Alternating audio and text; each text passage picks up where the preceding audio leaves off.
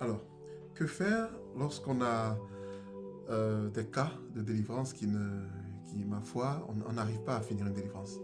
Je ne parle pas de problèmes psychologiques, je parle d'une vraie délivrance, voilà, je vous donne le cas donc par exemple disons Jean et Jeanne, hein, qui sont des personnes qui vivent ensemble mariées. Jeanne n'arrive pas à avoir un enfant et depuis le temps dans la prière et de se confier à Dieu et ainsi de fil à aiguille, on leur a donné mon numéro, ils m'ont contacté, on s'est mis en prière. Et on prie, et le démon se présente, et on le chasse, et le démon ne veut pas partir. On essaie toutes les techniques de délivrance apprises que le Seigneur nous a déjà montrées, mais rien n'y va. On n'arrive pas à chasser ce démon. Alors on se met en prière. Le Seigneur qui nous dit, ben, écoute, la délivrance c'est un combat de vérité. Alors quelle est la vérité? Et donc je vais prier, et pendant la prière, le Seigneur me dit que la vérité, lui, il la sait. Et donc, il faut qu'il dise la vérité pour qu'elle soit libre. C'est assez étrange. Donc, j'arrête la défense. J'appelle le monsieur. On va dans la chambre à côté. Je dis, l'esprit me dit que tu sais. Voilà le problème. Puisque l'esprit ne se présentait pas. Il ne voulait ni dire son nom, ni dire ce qu'il faisait là. Il ne faisait que rire et se moquer de nous. Il a dit, le Seigneur me dit que tu sais. Il dit, bon, voilà. En fait, le cas était très simple. Hein.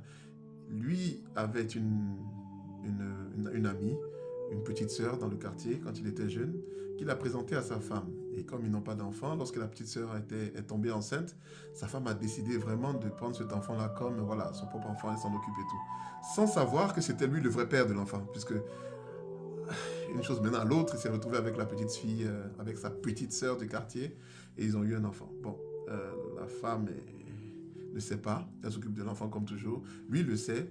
Lui et sa famille le savent. Et justement, sa sœur dans la famille est celle qui apparaît dans le corps lorsqu'on fait la délivrance et qui refuse de partir, qui refuse de se présenter. Mais une fois qu'il m'a dit ça, c'est fini. Je dis, on reprend la délivrance. Donc j'appelle l'esprit et je lui dis, bon, je sais qui tu es. Je sais que tu es parent direct. Il dit, comment tu sais ça? J'ai dit, bon, c'est fini, on a commencé à parler. Je dis, il est temps que tu partes. Eh bien, pour que je parte, il faut que, voilà, tout se dise. Bon, j'arrête donc la délivrance. Je lui demande à nouveau, est-ce que tu peux expliquer à ta femme ce qui s'est passé? Il dit, il ne peut pas, il ne peut pas. Il ne peut pas lui expliquer parce qu'il ne veut pas perdre sa femme. S'il lui dit, sa femme, dans le désarroi, risque de le laisser, de l'abandonner et puis de partir parce que ça fait des années qu'ils sont ensemble et lui, il aime trop sa femme pour lui avouer ça. Et donc voilà.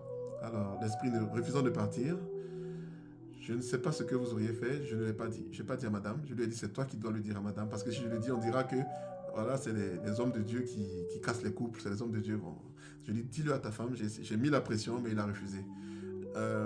Mon ami, très cher frère prêtre, Habakkuk, m'a dit, lui, il aurait dit. Rien que pour la délivrance, il aurait dit. Je dis, peut-être, mais moi, je n'arrive pas à faire ça. À ma place, qu'auriez-vous fait? Qu'en pensez-vous?